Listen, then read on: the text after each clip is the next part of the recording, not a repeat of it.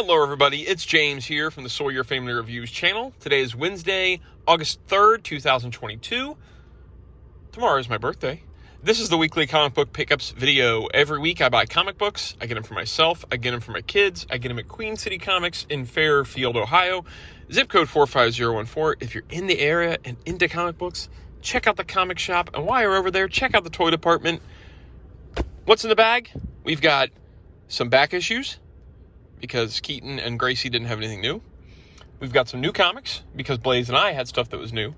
And then we've got a trade paperback from my shelves to take you back to my glory days of reading DC Comics throughout the 80s, 90s, and early 2000s when DC was actually good. And as always, I'll leave a link in the info section down below if you'd like to check out whatever collected edition is in the bag today. Sometimes they have it on Amazon, sometimes they don't. Sometimes they have a digital edition. I'll just throw the link up and you can see for yourself. Let's jump in. First things first, for Keaton, we've got a back issue because he had no new comics today. So I got him this old Conan, Marvel Comics issue 1 from 90-something, 1995. Because he's really into Mythic Legions right now, I'm going to get him with something like sword and sorcery type stuff. And this was like $3. So, I'm sorry if I sound a lot. I bit my tongue really bad last night, and so my tongue is really sore. Oh, this is written by Larry Hama, so that'll be fun. Larry Hama, as you know, or may not know, is responsible for the amazing Marvel G.I. Joe comic, and for a long run of Wolverine that was quite good. So Larry Hama on Conan, that'll be fun. That'll be enjoyable. Keaton will enjoy that. Look at some of these ads, bro. Comic Zone, the game. Remember that game? That was fun. And then we've got Batman Forever, trading cards, one hologram in every pack. Every pack? How could they afford all that hologram technology? Coca-Cola Classic. What else we got? Marvel Comics for Kool-Aid. Pretty fun. And then we've got a back issue for Gracie. After I got those Super 7 Thundercats, if you don't follow me on Instagram, follow me on Instagram. It's at Action Features. I picked up a collection of Super 7 Ultimates Thundercats that I was going to sell to afford other things, but I like them so much I kept them. So we started watching the old Thundercats cartoon. Excuse me. And so we both really enjoy watching it together. Of course, I've seen it because I'm an old man, but this is her first time watching it, and she really likes it. So I grabbed her this Thundercats comic. This was the first miniseries by Wildstorm that had great art by Ed McGuinness. He is like picture perfect to do Thundercats. His style is perfect for it. This originally retailed at $2.95. I think it was only $3.10 or something in the back issue bins. I'm trying to find the creatives on this because I can't remember who wrote this. Here we go. Written by Ford Lytle Gilmore. I don't know who that is, but that Ed McGuinness art, that's where it's at. That's where it's at, man. Look at his Thundercats. He's perfect for Thundercats. We've got another back issue, because they go hand in hand, Thundercats and Silverhawks. I grabbed this for me, an old Star Comics Silverhawks, just because. Just felt like it. Just felt like grabbing it. And this was written by Steve Perry, who also wrote a lot of the episodes of Silverhawks the Show. And Mike Whittleby did the pencils. Now, Silverhawks was a more, in the rewatch, Thundercats is a pretty dark cartoon sometimes, and it's still pretty watchable as an adult. Silverhawks was a little bit more on the campy side. It feels more like in the standard 80s cartoon fare. Although I love Silverhawks, don't get me wrong, and it had better toys. So I think I enjoyed Silverhawks as a whole more as a kid, because I liked the cartoon and I loved the toys, because Kenner did those toys. Thundercats, I only liked the cartoon. I don't like the cartoon. I don't think the LJ and Thundercats toys are very good. And even as a kid, I didn't think they were very good. I didn't like them very much. But I did like the Silverhawks toys. And I liked the cartoon. But going back and watching them as an adult, I enjoy Thundercats more than I do Silverhawks.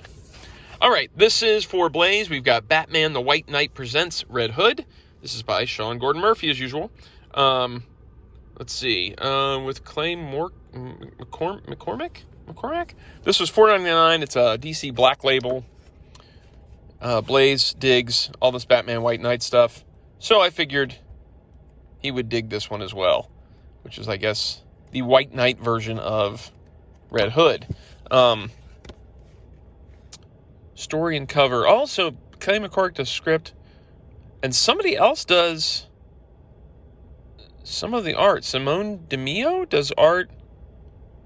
Oh, yeah, Simone DeMeo does the art. It's not Sean Gordon Murphy doing the art on this. Interesting.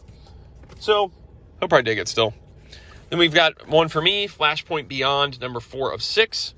This is a tale that's sort of a sequel to Flashpoint, but as if things didn't quite turn out. It's almost like a what-if Flashpoint, or an Elseworlds Flashpoint, where Thomas Wayne knows what's going on and what's supposed to happen, but then it doesn't happen the way it's supposed to happen. I don't want to flip too much because I don't want to ruin anything. But it's by Jeff Johns and Sheridan. I don't know what Sheridan's first name is. And it was $3.99, and it's a fun read. And now, to go to my shelves and grab a DC Comics trade paperback to take you back to the days I enjoyed reading DC very much, we've got a Chuck Dixon trade, Robin Year One. I'm still trying to stay towards Batman's early career and kind of try to go somewhat chronological with his career as I'm doing these, but I'm going to probably jump around eventually. But Robin Year One, this was I think it was a Prestige format miniseries, so they were kind of thick books. This trade was only $15 when it came out. I'm pretty sure it's long out of print. But this collects Robin Year 1 through 4, but you see this is a very thick trade for only being 4 issues. So the original issues were like thick bound books, like Prestige format is what they used to call it. But this is basically what the title says. It's Robin Year 1. Right after he becomes Robin, this is his first year on the job with Batman. They face villains like Two-Face and Mad Hatter.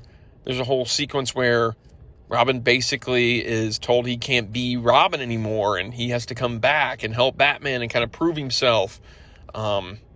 It's really, really good, and it goes back to show how great Chuck Dixon was on the Bat books. Denny O'Neil and Chuck Dixon are easily my 2 favorite Batman writers, and Chuck Dixon might just be at the top. I'd throw Frank Miller in there as well, but I only really enjoyed Year One and Dark Knight Returns, and there's been a lot of bad Frank Miller stuff too. So it's tough to just, because there's only 2 stories, and whereas Denny O'Neil and Chuck Dixon did a lot of great Batman, Nightwing, Robin stories, whatever you want to call it. I'll say all 3. Chuck Dixon, Denny O'Neil, and Frank Miller. And the art is by Scott Beatty. No, wait, Scott Beatty is one of the writers. My bad. Hang on. The pencils are Javier Pulido and Marcos Martin. And the art is really fun in this book. It's really, really fun. It's almost got like an animated vibe or Darwin Cook vibe to it. Really cool stuff. Fun read. It's kind of been retconned out because now Jeff Loeb and Tim Sale's Batman Dark Victory and all that stuff kind of is new. Robin's Year One now, kind of. But this is still worth a read. Really fun book. Like I said, I'll leave a link down in the info section if you want to see if it's on Amazon. Good luck. I don't know. And that's it for this week. If you enjoy the videos, like, subscribe, notify. Leave a comment down below if you read comics. See you guys next week. Goodbye.